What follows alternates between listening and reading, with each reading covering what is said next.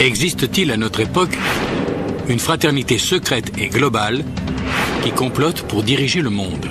Pire encore, ce plan abominable est-il déjà en marche? Des armes dévastatrices ont-elles été réparties aux quatre coins du globe à des fins catastrophiques? Peut-on enrayer le processus?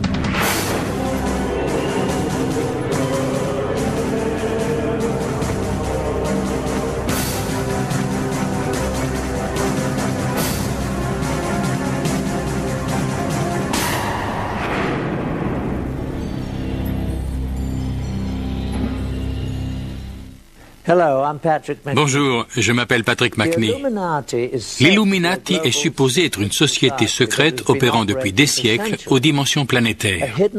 Une confrérie occulte qui regroupe les personnalités les plus influentes du monde. Des individus de toute race et de toute religion qui occupent de hautes fonctions au sein des gouvernements, des églises, des affaires, de l'éducation, des sciences, de la médecine, de l'armée, de la finance et des organisations caritatives. Une fraternité secrète dont l'unique but est de s'emparer du contrôle de l'ensemble des peuples, des ressources et des fonds planétaires. S'il existe une société secrète aussi puissante, elle représente une menace absolue contre le monde libre. De fait, cela signifie qu'en réalité, le monde libre n'existe pas. Certains disent que c'est absurde. Mais désormais, pour la première fois dans l'histoire de l'humanité, nous avons la preuve de l'existence de cette société occulte d'envergure planétaire. Et nous savons aussi qu'elle a infiltré 2 des services de renseignement les plus puissants du monde. Qui plus est, nous avons découvert que des armes de destruction massive sont cachées aux États-Unis et dans d'autres pays pour une utilisation future. Comment cela est-il possible ? Afin de découvrir la vérité, nous devons d'abord explorer les couloirs obscurs des sociétés secrètes, dont l'histoire, les rituels et l'existence même sont enveloppés de mystères. Les communautés secrètes existent depuis des siècles. Elles ont toutes quelque chose en commun, un savoir unique, que leurs membres jurent sous serment de garder secret. Grâce à cette connaissance qu'ils ne partagent qu'entre eux, ils sont convaincus de pouvoir contrôler les profanes. Une des plus anciennes communautés secrètes existe encore de nos jours, la franc-maçonnerie.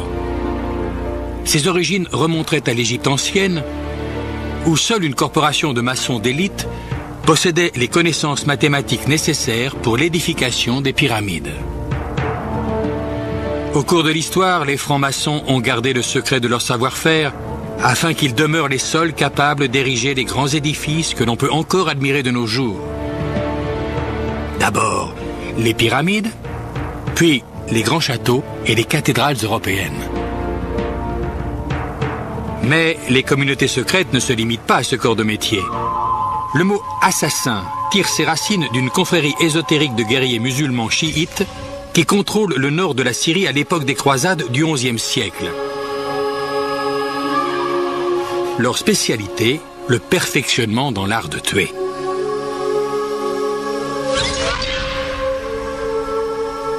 La secte a été fondée par Hassan ibn Sabah, dit le vieil homme de la montagne, qui règne depuis une forteresse reculée.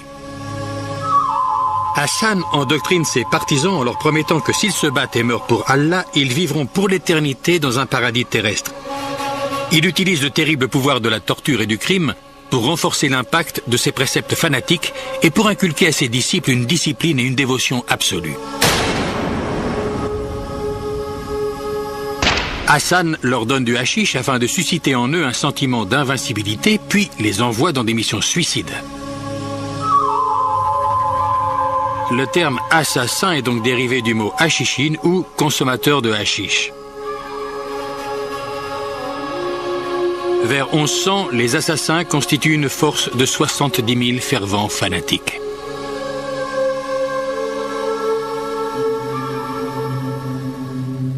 À peu près à la même époque, une autre confrérie secrète voit le jour, les Templiers. Le prieuré de Sion est une fraternité chevaleresque créée en France au Moyen-Âge, dont le but est de préserver la lignée des Mérovingiens et de les remettre sur le trône de France. Leur quartier général officiel se trouve à l'abbaye de Notre-Dame du Mont de Sion à Jérusalem. En 1117, Baudouin Ier, roi de Jérusalem, est redevable au prieuré d'avoir fortement appuyé son accession au trône. En récompense, le roi obtient que l'ordre des chevaliers du Temple devienne le bras administratif et militaire du prieuré de Sion.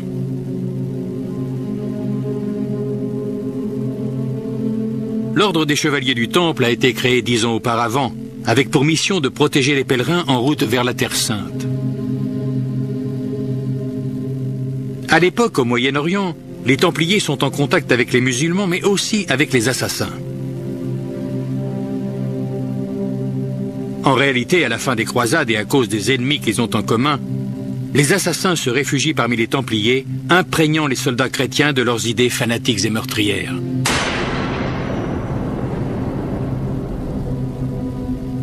Progressivement, les Templiers s'éloignent de la mouvance chrétienne orthodoxe et leur doctrine, avec ses rituels secrets, devient plus mystique, hérétique et tournée vers l'occulte.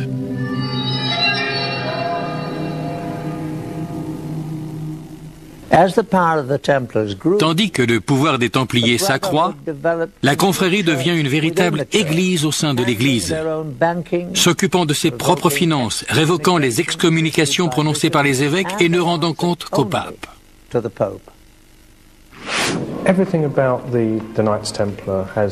Depuis l'origine de la confrérie, tout ce qui a trait aux Templiers a quelque chose de mystérieux. L'ordre a été fondé juste après la première croisade, qui a rouvert la voie entre l'Europe et la Terre Sainte.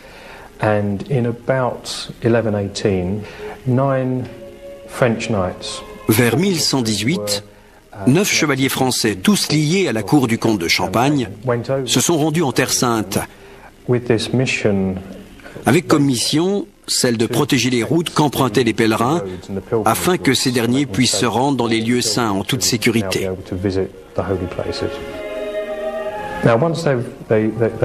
Il n'y a cependant aucune trace de l'action des chevaliers au cours de la décennie qui a suivi leur arrivée en Terre Sainte. Quelque chose ne colle pas depuis le début. Il existe en outre des preuves selon lesquelles cette mission de protection des pèlerins n'était en réalité qu'une couverture. Ils se seraient rendus sur place pour une toute autre raison. Ces 9 chevaliers pensaient donc trouver quelque chose. On sait qu'ils ont procédé à des fouilles sous la colline du Temple, et plus récemment, les archéologues ont trouvé des preuves de ces excavations, notamment des objets provenant du Temple. En réalité, les Templiers ne sont que très peu sur les routes. Les 9 années passées sur place sont essentiellement consacrées à déblayer de vieux tunnels sous la colline du Temple, site original du temple biblique de Salomon. Mais que cherchait-il? Le temple de Salomon avait été détruit depuis bien longtemps. Cependant, l'on sait que, lors des périodes d'instabilité, les prêtres ont l'habitude de cacher les trésors religieux dans des caves secrètes, le temps que les choses rentrent dans l'ordre. La Bible nous dit que c'est ainsi que l'Arche d'Alliance et d'autres trésors des temples ont survécu à des invasions étrangères.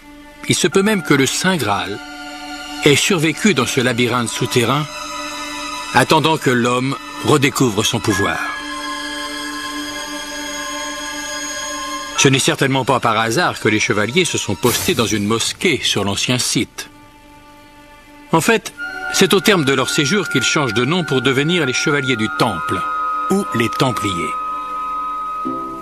C'est un moine du nom de Bernard, plus connu sous celui de Saint Bernard, qui est à l'origine de la formation des Templiers.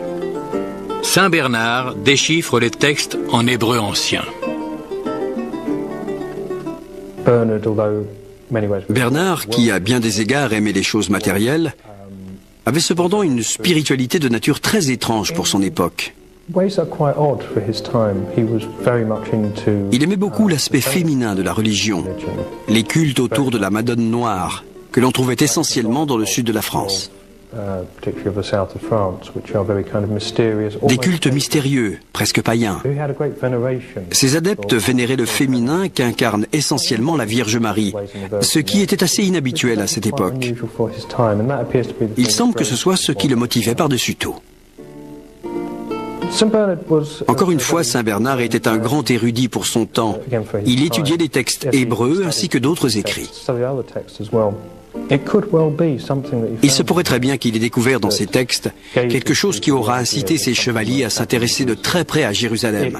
Ce ne sont là que des hypothèses, mais elles paraissent assez fondées.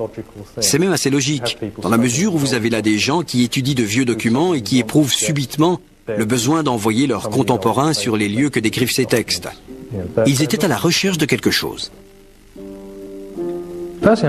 Personnellement, j'ignore ce qu'ils ont trouvé, si ce n'est que leur découverte semblait importante. Cela reste un mystère, et quelle qu'en soit la nature, personne ne sait ce qu'il en est advenu. L'énigme reste entière. Les théories ne manquent certes pas, et chacune peut s'avérer correcte. L'Arche d'Alliance, le Saint Graal. Mais ils avaient certainement un secret.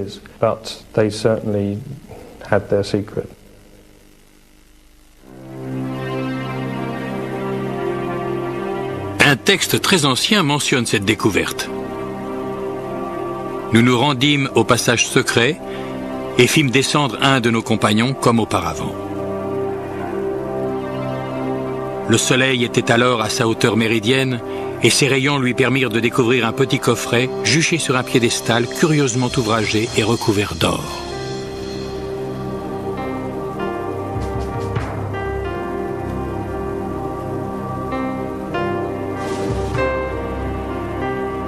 Il nous fit signe de le remonter et le coffret fut exhumé sur le champ.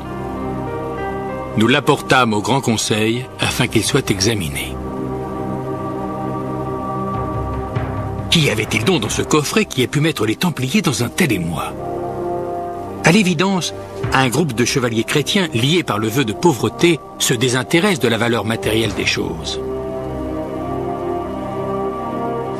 Il est plus probable qu'il s'agisse d'un objet d'une grande signification religieuse. À ce jour, on ignore toujours ce que les Templiers ont pu découvrir dans cette cave secrète. Ce que l'on sait, en revanche, c'est que la nouvelle a poussé le comte de Champagne, le financier de l'expédition jusqu'à Jérusalem, à venir rejoindre ses anciens vassaux. Une fois sur place, il abandonne toute sa fortune sur le champ pour servir ses semblables comme chevalier du Temple. C'est à la suite de cette découverte que le grand maître des Templiers rend visite au pape et, avec la bénédiction de Saint Bernard, l'ordre des chevaliers du Temple est officiellement reconnu par l'Église. Les hommes accourent des quatre coins du monde chrétien, abandonnant leur famille, leurs biens, pour faire vœu de chasteté et de pauvreté.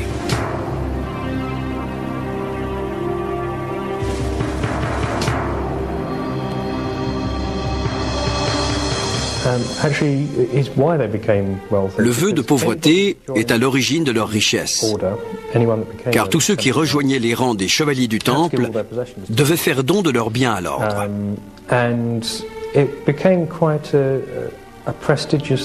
Cela ajoutait au prestige des familles nobles de voir certains de leurs fils rejoindre l'ordre des Templiers.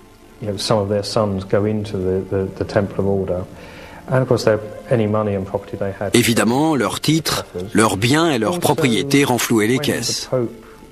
Aussi, lorsque le pape a approuvé l'ordre et lui a donné sa bénédiction, tous ceux qui souhaitaient impressionner le pontife ont fait des dons d'argent et de terre à cet ordre nouveau.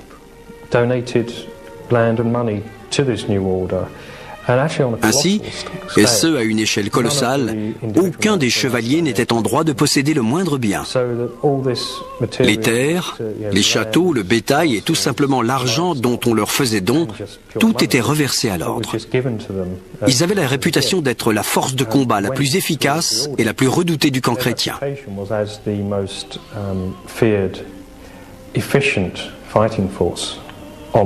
C'était en quelque sorte les forces spéciales de leur époque, puisqu'ils étaient mi-soldats, mi-moines.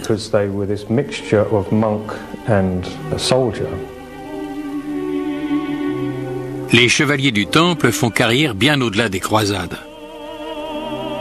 Ils prennent le contrôle financier de l'Europe et s'approprient toutes les activités principales, essentiellement le domaine des prêts monétaires. Ils inventent la monnaie scripturale et, en quelques années, deviennent les créanciers de tous les rois du vieux continent. Leur puissance était devenue bien trop importante, du moins du point de vue du pape et de la plupart des rois. Ils étaient incroyablement riches et rien ne semblait pouvoir les arrêter. Les historiens s'accordent pour dire que c'est leur richesse qui a suscité des convoitises. Philippe le Bel est le roi de France qui, le premier, est entré en conflit avec les Templiers, essentiellement parce qu'ils jalousait leur richesse. Il s'est retranché derrière des accusations de blasphème et de sacrilège, mais il en voulait surtout à leur argent. Les charges retenues contre les Templiers étaient des accusations de blasphème et de sacrilège, et aussi d'irrévérence envers l'Église, ce qui était un fait avéré. Il y avait également des allégations sexuelles, ce qui est toujours le cas lorsqu'on retient des charges contre des groupes hérétiques. On les accusait de sodomie et d'actes homosexuels, mais aussi de cracher sur la croix, de vouer un culte non seulement à la tête tranchée d'un barbu, mais dans certains cas étranges, à la tête tranchée d'un chat. L'Église catholique se voit contrainte d'interdire les Templiers. Un vendredi 13 de l'an 1307, le pape dissout officiellement l'ordre des chevaliers. Son grand maître est brûlé sur le bûcher. Vers le milieu du XIVe siècle, les chevaliers du Temple semblent avoir complètement disparu et leurs biens confisqués. Mais peut-on éliminer du jour au lendemain la confrérie la plus puissante et la plus riche du monde, ainsi que tous ses biens? Non. Les Templiers hautement aguerris et parfaitement organisés passent vite dans la clandestinité, emportant avec eux l'essentiel de leur fortune. Ils deviennent une communauté secrète et très bien financée, au pouvoir extrêmement puissant. Comme le démontre l'histoire, les Templiers n'ont fait que disparaître de la scène publique, mais désormais, ils vouent une haine farouche à l'Église catholique. Le prieuré de Sion craint que l'Église lui réserve le même sort. À la même époque, la confrérie semble disparaître de la scène publique pour mieux vivre dans l'ombre. Durant plus de 400 ans du XIVe siècle à la fin du XVIIIe, les francs-maçons, les assassins, le prieuré de Sion et les Templiers existent sous la forme de communautés secrètes et isolées, à l'influence limitée. Jusqu'à ce 1er mai 1776 en Bavière, où la race humaine va connaître ce qui risque d'être son jour le plus sombre.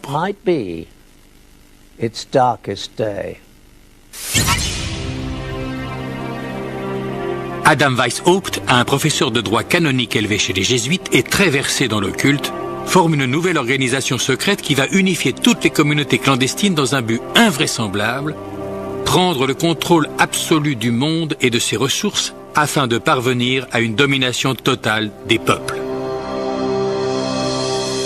Un nouvel ordre mondial selon l'euphémisme de Weishaupt. Sa confrérie diabolique constitue une synthèse des fondements évoqués par les communautés secrètes qui ont déjà existé. Il associe habilement les rituels ésotériques des francs-maçons, le mysticisme islamique des assassins, l'art de tuer et l'usage du hashish, les membres influents du prieuré de Sion et la fortune, le pouvoir, la science militaire et la vendetta des Templiers, et dirige le tout contre l'Église catholique. Il y ajoute ses propres connaissances occultes. Pour fonder sa communauté, il ne choisit pas le 1er mai par hasard. C'est une date importante dans le calendrier satanique. Le groupe est baptisé Illuminati, soit inspiration intellectuelle pour la version officielle. Mais en privé, Weishaupt déclare lui-même que le terme est dérivé de Lucifer et signifie « porteur de la lumière ». Le sceau officiel est une pyramide mystique tronquée, coiffée d'un œil dont les rayons lumineux se propagent dans toutes les directions. L'œil symbolise la connaissance de la confrérie d'illuminés qui règne au-dessus du monde. À l'attention de ses disciples, le fondateur énumère les 5 grands moyens secrets qui vont permettre d'accomplir son but obscur, la domination totale du monde. 1. La corruption par l'argent et par le sexe sera utilisée pour contrôler les hauts fonctionnaires occupant déjà des postes importants dans l'ensemble des gouvernements et des domaines de réussite. 2. Les Illuminati qui sont dans le corps enseignant des collèges et des universités devront instruire les meilleurs élèves pour les besoins de la cause. 3. Les personnes influentes et les élèves spécialement entraînés sous le contrôle de la confrérie seront placés dans les coulisses des gouvernements, des institutions religieuses et financières et utilisés comme agents. 4. La communauté secrète exercera une suprématie absolue sur les médias afin que toute information puisse être orientée de manière à convaincre le grand public qu'un gouvernement mondial unique est la seule solution à nos nombreux problèmes. 5. La phase finale de l'opération utilisera toutes les forces en place afin de lancer des coups d'État militaires destinés à renverser tout gouvernement hostile et à mettre le monde sous le joug d'un gouvernement global contrôlé par les Illuminati.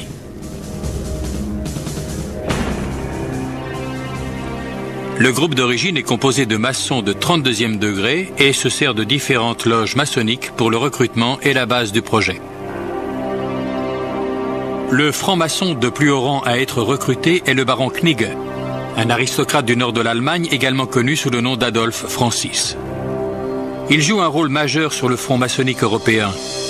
Les Illuminati sont extrêmement secrets, dissimulant leurs groupes et leurs identités derrière des pseudonymes classiques. Ainsi, Weishaupt est Spartacus et Knigge Philo. Le quartier général s'appelle Éleusis, l'Autriche est désignée comme l'Égypte. Même les dates sont cryptographiées. Sous la conduite de Knigge, les rangs des Illuminati atteignent plus de 3000 hommes.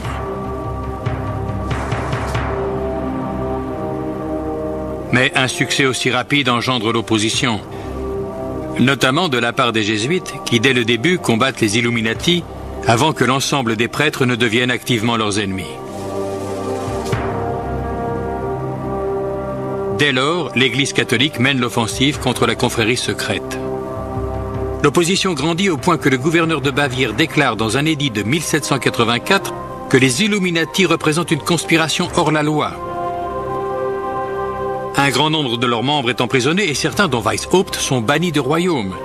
L'illuminisme et bientôt la franc-maçonnerie sont contraints de quitter la Bavière. À la fin du XVIIIe siècle, les Illuminati semblent avoir été complètement éradiqués. Mais la disparition de la confrérie secrète, tout comme celle qui l'ont précédée, n'est qu'une apparence. Elle n'a fait que passer dans la clandestinité en prenant le soin d'ajouter un article de plus à sa liste de sombres objectifs, celui d'infiltrer et de faire tomber la religion catholique. Lorsqu'on observe le monde d'aujourd'hui, que voit-on de toutes ces communautés secrètes? Les groupes maçonniques sont la communauté dominante et existent au grand jour à travers le monde. De nos jours, dans le rite américain dit d'York, le degré de chevalier du temple est le plus haut grade de la hiérarchie. Ce qui se passe dans les loges maçonniques est encore relativement secret. Seuls les dignitaires du plus haut échelon ont probablement connaissance des rituels obscurs, des objectifs et des vendettas menés contre l'Église catholique. Les francs-maçons et les templiers se sont parfaitement intégrés au sein des sociétés les plus respectées de notre monde. Dans une moindre mesure, les assassins ont fait des apparitions périodiques au cours de l'histoire. Au début du XIXe siècle, ils apparaissent en Inde sous la direction de l'Aga Khan, à qui ils attribuent des pouvoirs divins. À la fin du XIXe siècle, l'Aga Khan les mène jusqu'en Afghanistan, où ils développent des relations durables avec les Britanniques. Plus tard, les descendants de l'Aga Khan infiltrent davantage les cultures occidentales. Le mariage du prince Ali Aga Khan, petit-fils d'Aga Khan II, avec l'actrice américaine Rita Hayworth en est un exemple frappant. Les assassins, en tant qu'organisation meurtrière secrète, appartiennent-ils désormais au passé? Les effusions de sang perpétrées de nos jours par les extrémistes islamiques portent à croire que les assassins sont encore bien actifs. Le prieuré de Sion est également toujours en activité de nos jours. D'ailleurs, un grand nombre de figures illustres de l'histoire y auraient servi comme grand maître. Certaines preuves confirment cette hypothèse. En 1975, une découverte est effectuée dans une librairie parisienne. On y trouve des parchemins désignés sous le nom de dossier Le Carré. Ces documents révèlent entre autres que Léonard de Vinci, Victor Hugo et Isaac Newton ont été des membres secrets du prieuré. Certains attribuent la création de l'Union européenne au prieuré de Sion. François Mitterrand aurait été un de ses membres, tout comme beaucoup d'autres puissants de ce monde. Quant à la lignée des Mérovingiens que cette institution a fait le serment de protéger, elle se poursuit. À travers les mariages incestueux au cours des siècles, la plupart des familles royales d'Europe peuvent faire valoir leur descendance mérovingienne. On dit que les 44 présidents des États-Unis seraient tous issus de ces familles royales. Le vaste réseau relationnel du prieuré de Sion a fourni aux Illuminati les moyens d'influencer la politique et le pouvoir aux 4 coins du monde.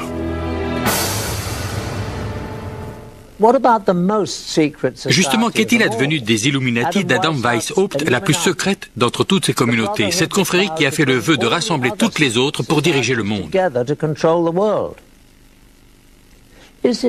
Poursuit-elle toujours son plan diabolique de domination planétaire?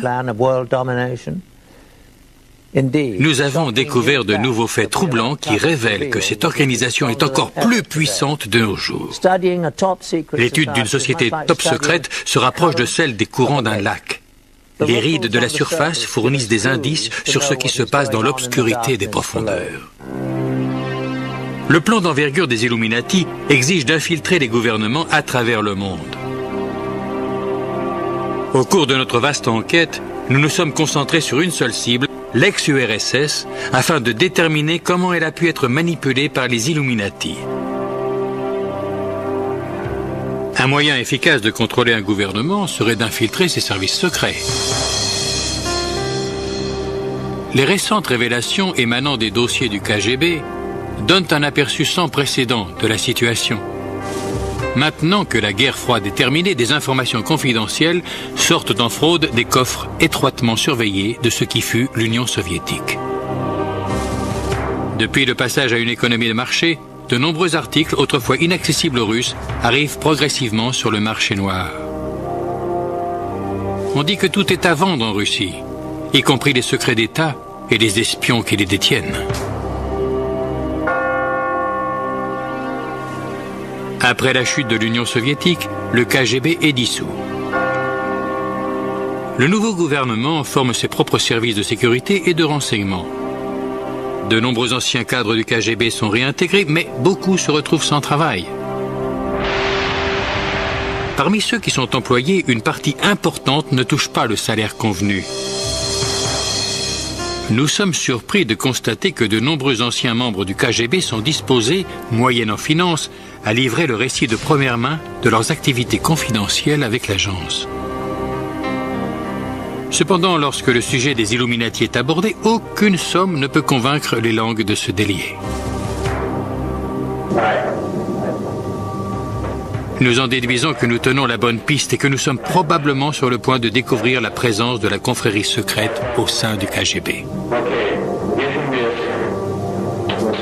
Les anciens employés du KGB acceptent de nous aiguiller vers leur source de marché noir où nous obtiendrons peut-être d'autres renseignements, mais à nos risques et périls. Bien que la plupart des pistes se soient avérées improductives, nous constatons qu'avec de la persévérance, de l'argent et un peu de chance, il est possible d'acquérir des documents soviétiques confidentiels. Grâce à une caméra cachée, nous avons enregistré plusieurs rendez-vous sur une période de quelques mois, au cours desquels nous avons tenté d'obtenir des dossiers présentant un intérêt notoire. Cette transaction entre un de nos contacts moscovites et des revendeurs au marché noir s'avère une de nos tentatives les plus fructueuses, bien que ponctuée de quelques moments de tension. C'est à peu près ce que je cherche. C'est ce que je te dis. On doit payer notre type et arranger l'affaire.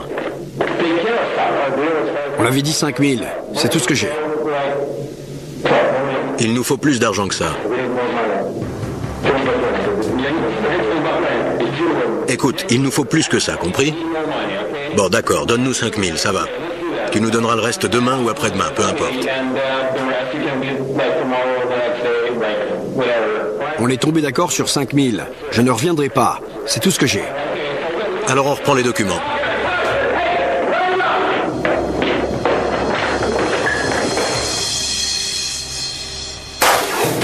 Une fois à l'abri des revendeurs au marché noir, la lecture des documents confirme l'une des informations les plus précieuses que nous ont fournies les ex-agents du KGB. Exactement ce que l'on nous avait dit. En effet, le KGB consignait soigneusement ses activités sur des documents, des films et des bandes, lesquels étaient entreposés sous haute surveillance dans un local situé sous le QG de l'agence.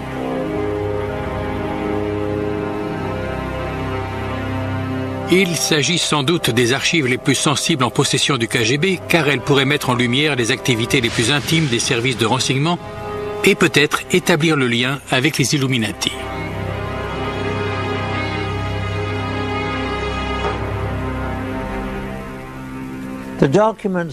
Les documents que nous avons achetés au marché noir revêtent une très grande importance. Ils révèlent non seulement l'existence d'autres documents du KGB, mais nous apprennent également où ces éléments sont gardés. Fort de cette information de taille, nous retournons donc voir nos contacts du marché noir.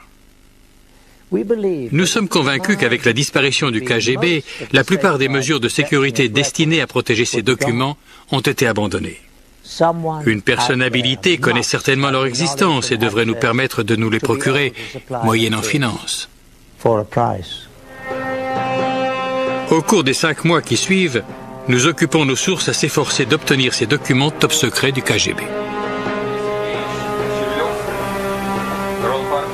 Cette transaction entre un de nos contacts moscovites, un interprète et un revendeur au marché noir local, donne des résultats surprenants. La rencontre se tient dans une fabrique de textiles du quartier Sokornoki de Moscou. Ce bureau est celui de l'entrepreneur moscovite propriétaire de l'usine, qui l'utilise aussi bien pour ses affaires licites qu'illicites. À l'issue des présentations, notre contact demande au revendeur si les documents du KGB se trouvent sur les lieux.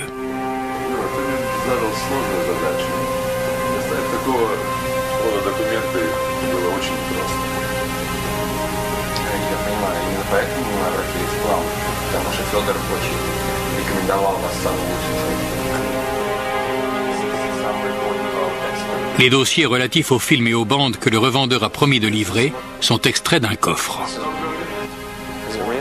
Après l'inspection des documents et un bref examen de leur authenticité, la transaction a lieu.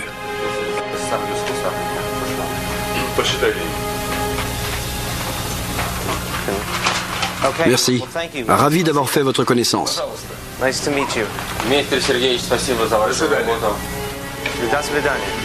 L'argent change de main et le groupe est conduit vers un autre bureau où sont censés se trouver les films et les bandes.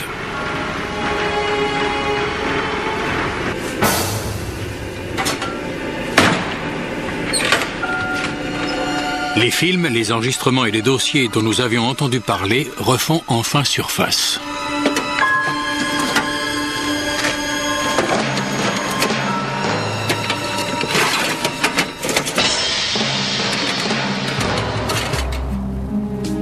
Les documents confidentiels que nous avons obtenus nous font une révélation effrayante et prouvent que les Illuminati ont bien infiltré l'Union soviétique et le KGB. Ces communiqués entre deux agents haut placés du KGB se réfèrent au premier illuminé, Adam Weishaupt en personne. Ils poursuivent en faisant allusion à une relation avec deux anciens dirigeants de l'ex-URSS, Joseph Staline et Nikita Khrouchtchev. Notre mission, qui consiste à placer des agents au sein du Vatican, est un objectif que Weishaupt, notre fondateur, a évoqué il y a 200 ans. Staline et Khrouchtchev ont tous deux essayé sans succès, mais cette fois je suis certain que nous pouvons y parvenir.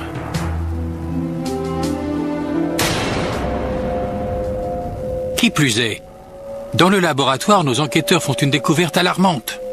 Un agrandissement du document révèle qu'un point quasiment imperceptible à la fin de la dernière phrase de la page est en réalité un sceau. Il représente un œil au-dessus d'une pyramide tronquée, l'insigne officiel des Illuminati, une marque utilisée par la communauté secrète depuis sa création en 1776.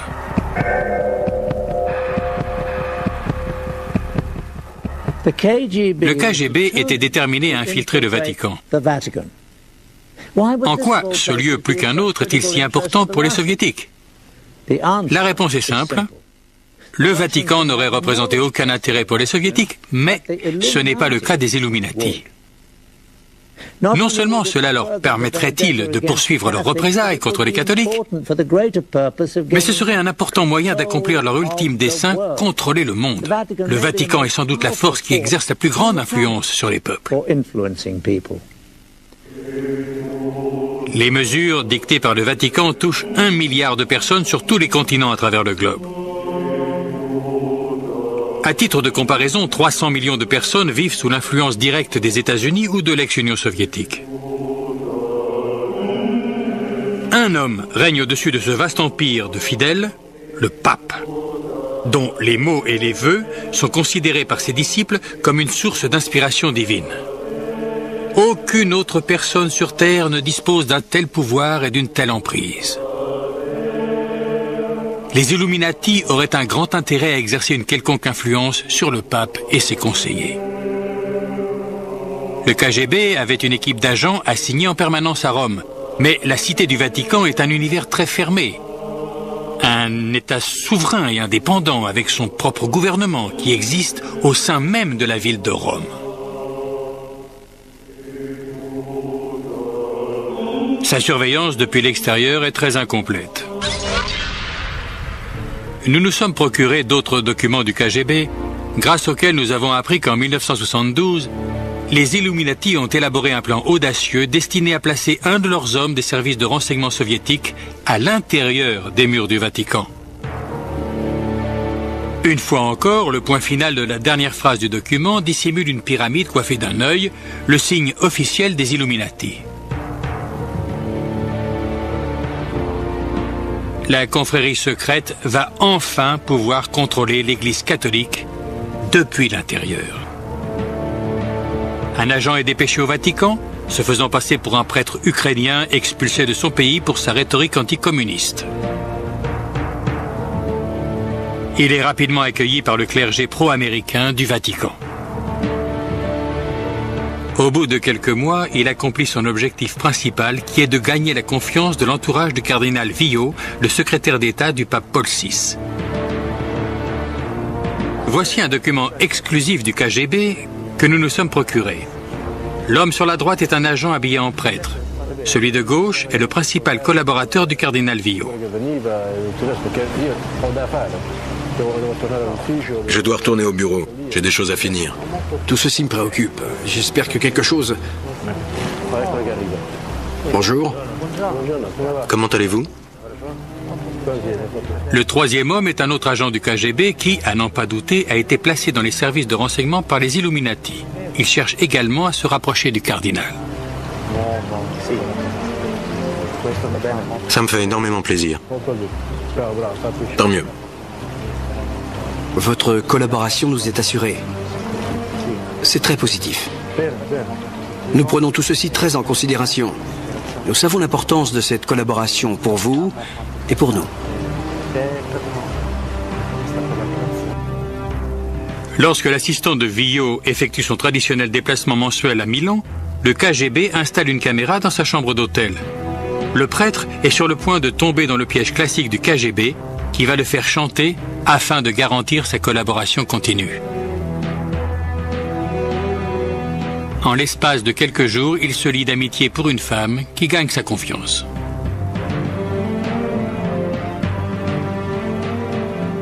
Le piège est bien tendu, comme en témoigne le film.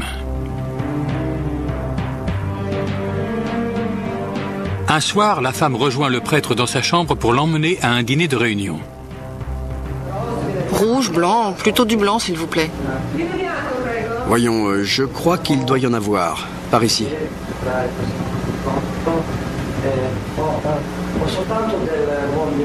Je dis que du vin rouge, ça ira? C'est parfait.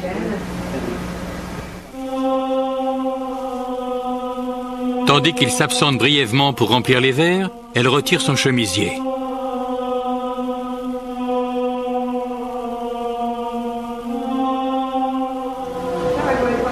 Alors, qu'en dites-vous? Chérie, vous verriez votre tête? Le film s'interrompt brutalement. Mais quelle que soit l'issue de cette entrevue, les images du prêtre en présence d'une femme à moitié nue dans sa chambre sont assez préjudiciables pour garantir sa collaboration future à la surveillance des activités de Villot. Il va sans dire qu'à terme, les agents Illuminati du KGB vont chercher à manipuler Villot lui-même. Lorsqu'ils y seront parvenus, le cœur de la religion catholique, le pape Paul VI, sera à leur portée. Mais il apparaît que les Illuminati ne se soient pas contentés d'exercer leur influence pour contrôler le Vatican. Ils ont également pu avoir recours au meurtre. Depuis la création de l'ordre, un certain nombre de dignitaires du Vatican, parmi lesquels 3 papes, sont morts dans des circonstances pour le moins douteuses. Dans chaque cas, le moment de leur disparition a été calculé afin d'entraîner d'importantes conséquences politiques. Un signe caractéristique de la confrérie secrète et de sa volonté d'influencer la politique mondiale à son avantage. En 1939, le pape Pie XI se tient prêt à faire une déclaration condamnant les fascistes et les nazis, des groupes qui perpètrent le genre d'exactions dont les Illuminati pourraient être les instigateurs. Mais avant que son discours ne soit rendu public, il meurt subitement. Un de ses proches collaborateurs, le cardinal Tisserand, se serait écrié à plusieurs reprises « Ils l'ont assassiné, ils l'ont assassiné ». Son corps est rapidement embaumé, rendant impossible toute autopsie pour déterminer les causes de sa mort.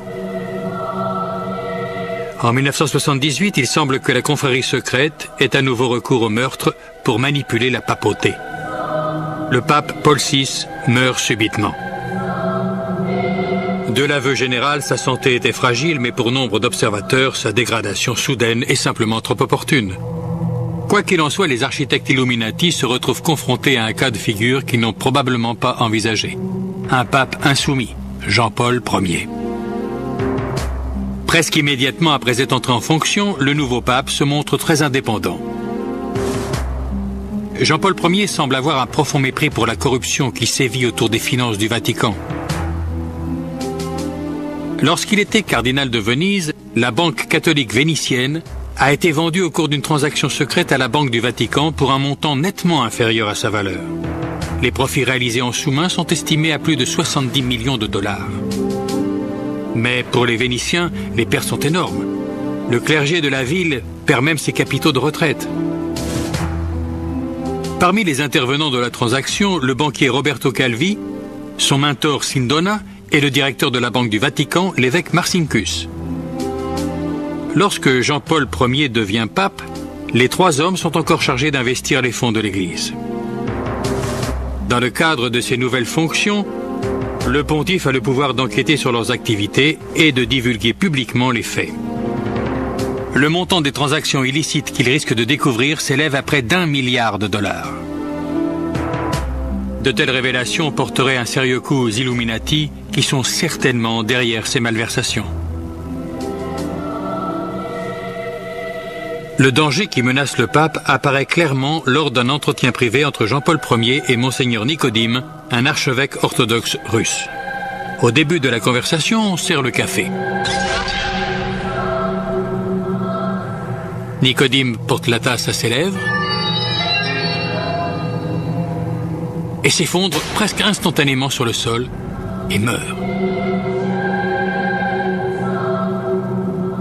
Son visage est horriblement tordu par la douleur, témoignant d'une terrible souffrance. Abasourdi, le pape repose prudemment sa tasse avant de boire. Il est certainement conscient que le café empoisonné lui était destiné. Cependant, le médecin officiel annoncera hâtivement que l'archevêque est décédé de ce qui semble être la cause de mortalité standard au Vatican, un infarctus foudroyant. Tous les faits qui entourent la mort mystérieuse de l'archevêque russe, Nicodime, font penser à une tentative d'assassinat avec dissimulation des preuves. Le corps de la victime est embaumé à la hâte, sans examen médical préalable. Après l'embaumement, il est impossible de pratiquer une autopsie pour déterminer les causes de la mort, surtout s'il s'agit d'un empoisonnement. Qui plus est, le café qu'a bu l'archevêque n'a jamais fait l'objet d'une analyse et aucune expertise médico-légale n'a été pratiquée. Bien qu'aucune preuve n'ait été révélée, nombreux sont ceux pour qui il apparaît clairement que le pape a échappé de justesse à un meurtre seulement 10 jours après son investiture. Effrayé par cette expérience insolite, Jean-Paul Ier convoque ses 4 cardinaux pour une réunion secrète. Les 5 hommes se rencontrent le 28 septembre 1978. Aucune autre personne n'est présente dans la pièce. À ce jour, on ignore encore précisément ce qui s'est dit. Mais à l'issue de la réunion, le pape passe à l'action et destitue le cardinal Villot de son poste de secrétaire d'État. Le cardinal Villot, dont l'adjoint avait été victime d'un chantage par l'intermédiaire des films du KGB en 1972. Au cours des 6 années qui se sont écoulées, il y a fort à parier que le cardinal lui-même s'est laissé prendre dans la toile des Illuminati. Sa révocation signifie que le pape a découvert au moins une partie du secret obscur. Mais même Jean-Paul Ier ne peut échapper au destin que lui réservent les Illuminati. Ce soir-là, le souverain pontife se retire dans sa chambre plus tôt que d'habitude, emportant des notes détaillées sur la réunion secrète sur lesquelles il doit statuer. À 5 heures le lendemain matin, la préposée la plus proche du pape, sœur Vicenza, est inquiète. Sa sainteté n'a encore jamais dormi si tard. Elle jette un œil à travers la porte. Jean-Paul Ier est assis dans son lit, sa lampe de chevet allumée, comme s'il lisait. Des feuilles sont éparpillées autour de lui. Mais, à la stupéfaction de la sœur, son visage a la même expression figée que celui de Nicodime, l'archevêque russe assassiné quelques jours auparavant. Jean-Paul Ier est mort. Son règne aura duré moins de 5 semaines. Fort de plus de 2 siècles d'expérience dans l'art de perfectionner leurs méthodes secrètes, les Illuminati font disparaître les moindres preuves. Malgré sa destitution par le pape quelques heures auparavant, le cardinal Villot reprend ses fonctions. En tant que plus haut dignitaire de l'Église, il assure désormais l'intérim de la papauté. Il commence par s'enfermer dans la chambre du pontife pour rassembler les médicaments sur la table de nuit, ainsi que la plupart des documents éparpillés sur le lit, parmi lesquels figurent les minutes de la réunion secrète. Il s'empare également des bonbons que le pape aimait déguster en lisant, mais aussi de ses lunettes et même de ses chaussons. Tous ces éléments disparaîtront à jamais. Puis le cardinal Villot envoie sœur Vicenza dans un couvent, après lui avoir formellement interdit de dire à quiconque qu'elle avait découvert le pontife mort, ou de raconter ce qu'elle avait vu. À 6h10, il convoque les embaumeurs. Mais ce qui est encore plus étrange, c'est qu'ils arrivent presque immédiatement sur les lieux. Compte tenu de la distance qu'ils avaient à parcourir, il a été estimé qu'ils ont dû être contactés à 4h45. Soit 15 minutes avant que sœur Vicenza ne découvre la mort du pape. À 7h30, la nouvelle est rendue publique. La cause du décès est un arrêt cardiaque. La déclaration indique que le secrétaire du pape, Monseigneur Mag, a découvert le corps. L'heure officielle de la découverte est avancée à 5h30. Lorsque le communiqué est diffusé, les embaumeurs ont déjà fini leur travail, comme ce fut le cas pour l'archevêque russe mort 23 jours plus tôt dans des conditions étrangement similaires. Toute possibilité de pratiquer une autopsie fiable est éliminée. Toute chance de déterminer l'éventuelle origine criminelle de la mort de Jean-Paul Ier est désormais impossible.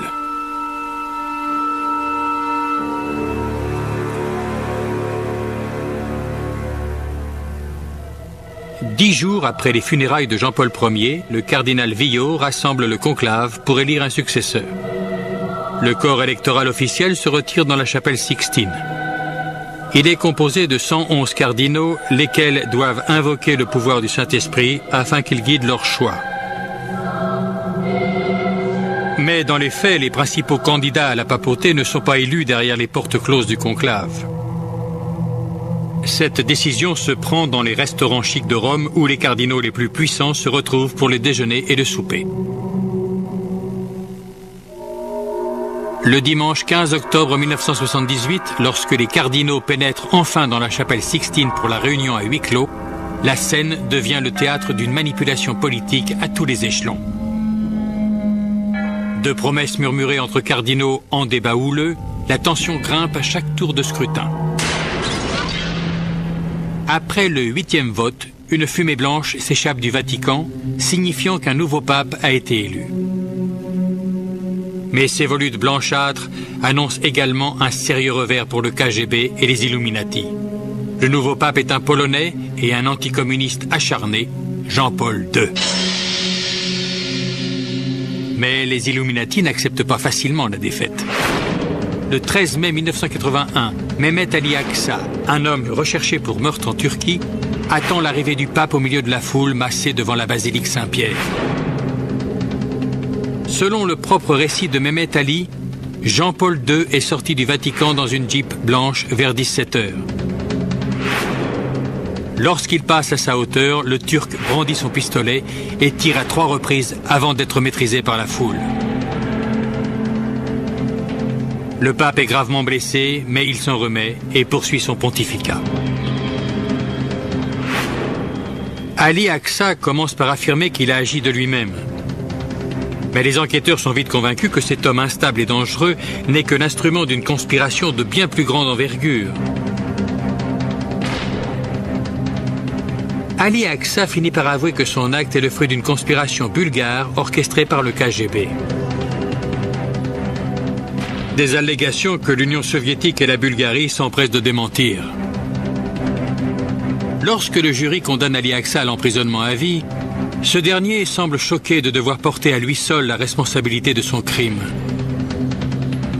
Il commence alors à livrer les détails précis de la conspiration aux enquêteurs italiens et lâche tous les noms.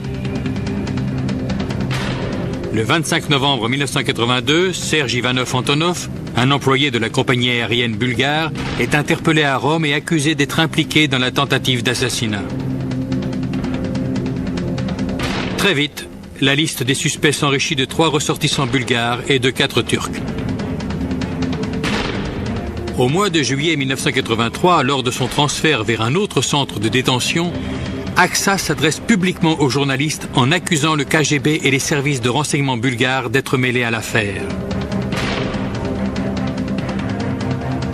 Par la suite, il explique avoir été entraîné en Bulgarie et en Syrie par des agents du KGB, experts en terrorisme international. Il dénonce également la complicité d'Antonov et de 2 employés de l'ambassade de Bulgarie.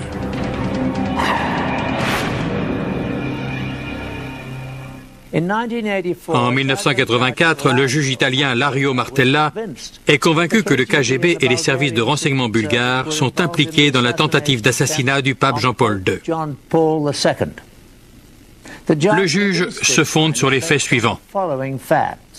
Aksa s'est servi d'un faux passeport parfaitement imité pour s'introduire en Italie. Un document qu'il n'a pu se procurer qu'auprès d'une source disposant de moyens extrêmement sophistiqués. Il disposait également de moyens financiers suffisants pour effectuer de longs séjours en Bulgarie, en Suisse et dans plusieurs autres pays européens. En outre, la preuve a été établie qu'il avait bénéficié d'aides substantielles pour ses activités en Italie, et ce, jusqu'à la tentative d'assassinat. Au printemps, lors du procès des 8 hommes accusés d'avoir participé à un complot visant à l'assassinat du pape Jean-Paul II, les faits commencent à émerger à la surface. Au cours des débats, plusieurs accusés turcs déclarent avoir aidé Aksa lors de ses déplacements entre la Turquie, la Bulgarie et l'Italie. Un autre avoue, au cours du procès, avoir versé de l'argent à Aksa pour le compte des Bulgares. Un dernier admet lui avoir procuré l'arme du crime dans un restaurant milanais. Mais dans les années 80, après 2 siècles d'infiltration des hauts lieux, les Illuminati ont apparemment pris le contrôle des cours de justice italiennes. Au final, à la stupéfaction de la plupart des observateurs, la Cour italienne estime que les preuves rassemblées ne permettent pas de condamner les conspirateurs. Si l'affaire AXA a illustré que la communauté secrète avait bien compromis le système judiciaire italien, elle a également démontré que les Illuminati avaient atteint le sommet de la hiérarchie du KGB. En 1990, Viktor Ivanovitch Chemov, un commandant du KGB passé à l'Ouest, fait un aveu troublant. Avant de fuir l'URSS en 1980, il a reçu l'ordre d'obtenir tous les renseignements permettant d'approcher le pape physiquement. L'ordre est signé de la main de Yuri Andropov lui-même, alors chef du KGB. Le même Andropov qui sera nommé quelques années plus tard à la tête de l'Union soviétique.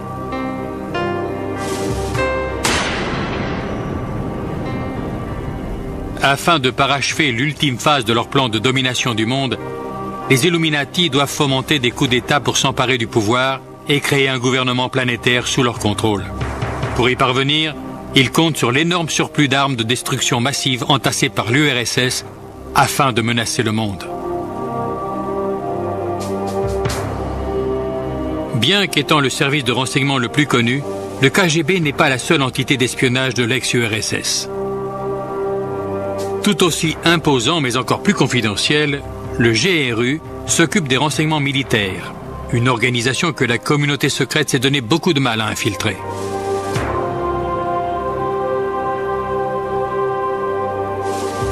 La preuve qu'ils y sont parvenus se trouve dans les documents top secrets du GRU que nous avons obtenus au marché noir en Russie. Ces documents contiennent les ordres d'un agent dont l'activité de journaliste à Washington sert de couverture.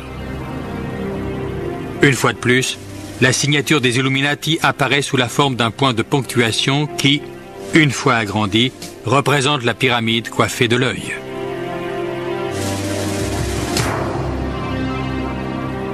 Tandis que le KGB recueille des informations sur les dirigeants de tous bords et influence la politique à travers le monde, le GRU rassemble des renseignements indispensables aux objectifs militaires.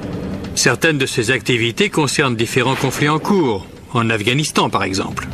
Mais la mission principale du GRU est d'anticiper les guerres futures contre d'autres pays, en particulier les États-Unis. C'est à travers ce service de renseignement que sont réparties les armes de destruction dont ont besoin les Illuminati pour parachever leurs plans obscurs.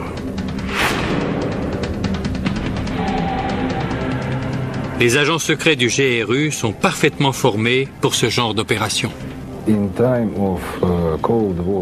À l'époque de la guerre froide, tout au long de la durée de notre service militaire en ex-Union soviétique, nous suivions une préparation en vue du futur conflit contre les États-Unis. En plus de la formation militaire, les agents du GRU subissent 3 années d'entraînement intensif. Ils apprennent à manier tous les outils et les techniques d'espionnage et deviennent des experts en matière d'explosifs. Une fois opérationnels, les agents du GRU sont affectés à des missions dans des pays étrangers. Certains bénéficient de couverture diplomatique et travaillent dans les ambassades. D'autres opèrent comme journalistes, comme en témoignent les documents secrets que nous nous sommes procurés, qui portent les insignes des Illuminati.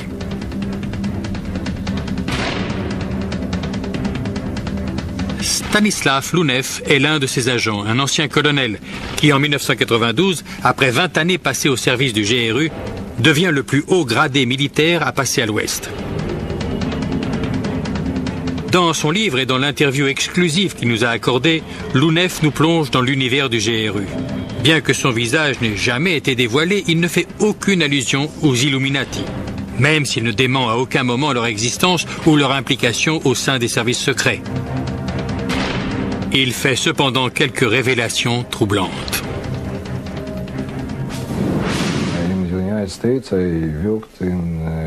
Aux États-Unis, j'avais une couverture de correspondant de presse pour l'agence TASS lorsque je participais à des opérations dans la région de Washington. C'est une excellente couverture. Vous savez, il y a beaucoup de points communs entre les journalistes et les vrais espions. Tous recherchent de vraies informations. Une fois sur le terrain, les agents du GRU accomplissent différents types de missions. L'une d'entre elles consiste à coordonner les campagnes terroristes pour déstabiliser les gouvernements hostiles. Les responsables du GRU ont désormais révélé qu'à l'époque de la guerre du Vietnam, le service de renseignement a investi plus d'1 milliard de dollars pour la promotion de la campagne anti-guerre aux États-Unis. Ce savoir-faire en matière de manipulation politique est exactement ce que recherchent les Illuminati dans le cadre de futures opérations destinées à renverser des gouvernements. L'autre domaine essentiel du travail des agents du GRU consiste à préparer le terrain pour les forces spéciales soviétiques, les Spetsnaz. Ces troupes d'élite qui dépendent du GRU peuvent infiltrer des pays pour des missions de sabotage militaire destinées à détruire des cibles stratégiques comme les centrales électriques, les ponts ou les centres de communication. D'autres commandos interviennent pour assassiner les chefs de gouvernement et leurs familles. Un domaine d'une grande utilité pour les Illuminati dans leur plan de domination du monde. Afin d'être en mesure d'introduire les forces spéciales à l'étranger au moment voulu, le GRU devait s'assurer de pouvoir passer les frontières. Pour cela, il se reposait sur le savoir-faire du KGB, qui excellait dans l'art de s'introduire dans les pays hostiles. Il devait pouvoir localiser leurs espions à tout moment et faire sortir les informations. Là encore, le KGB utilise le sexe et le chantage pour atteindre son objectif. Dans ce film en caméra cachée, l'homme à droite est un agent du KGB, un corbeau, c'est-à-dire un homme dont la mission est de séduire quelqu'un à des fins d'espionnage. Ce corbeau est en train de piéger un garde-frontière mexicain. Appelle-moi, je trouverai un endroit. D'accord. Alors à demain. Ça marche. À plus tard. Une fois le garde-frontière ferré, les agents du KGB peuvent emprunter ce poste frontière mexicain pour se rendre librement aux États-Unis. L'information est ensuite transmise au GRU afin qu'il puisse également utiliser cet accès pour infiltrer ses agents de la Spetsnaz le moment venu.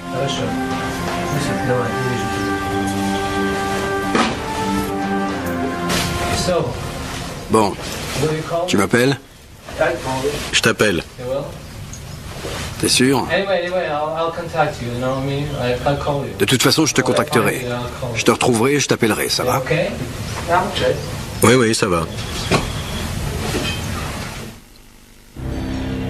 Pour exécuter son plan de chaos planétaire et de coup d'État militaire, la confrérie secrète utilise le GRU pour positionner des espions en sommeil et des armes dévastatrices à travers le monde. Ces armes resteront cachées dans des lieux stratégiques jusqu'au jour de leur utilisation. Au moment choisi par les Illuminati, les espions en sommeil seront réactivés et les armes seront utilisées. Ces commandos d'opération spéciale sont des militaires professionnels surentraînés. Ils se rendront sur les lieux lorsque la tension sera à son comble. Ils devront se servir de systèmes d'armement très particuliers pour détruire des cibles placées sous haute protection. Ils disposeront d'armes nucléaires, chimiques, biologiques et autres. Les armes les plus effrayantes qui ont été introduites sont les petits engins nucléaires que l'on connaît sous le nom de valises nucléaires. Des armes qu'une simple personne suffit à déplacer, mais dont la capacité de destruction est effrayante. Une fois introduites aux États-Unis et dans d'autres pays ennemis, elles ont été cachées en lieu sûr et pourront être activées en temps de guerre. On estime qu'un nombre impressionnant de ces valises nucléaires a été implanté aux États-Unis et dans d'autres pays. Selon toute probabilité, ces engins nucléaires sont toujours en lieu sûr, prêts à être utilisés un jour. Grâce au dossier récemment ouvert par le KGB, nous avons un aperçu de la manière dont les Illuminati ont manipulé à travers le temps les institutions de notre monde, comme le Vatican. Nous savons également que des armes dévastatrices sont positionnées à travers le globe. Nous nous sommes uniquement concentrés sur les liens entre les Illuminati et la Russie. Depuis qu'Adam Weishaupt a fondé la confrérie secrète en 1776, Son réseau tentaculaire a infiltré de nombreux pays à travers le globe. Les États-Unis eux-mêmes montrent des signes ostensibles. Plus évident figure au dos du billet d'$1 américain. En 1933, le président Franklin Roosevelt a ordonné que la pyramide coiffée de l'œil figure bien en évidence sur le billet vert. En dessous, on peut lire l'inscription en latin « Novus Ordo Seclorum ». Nouvel ordre mondial.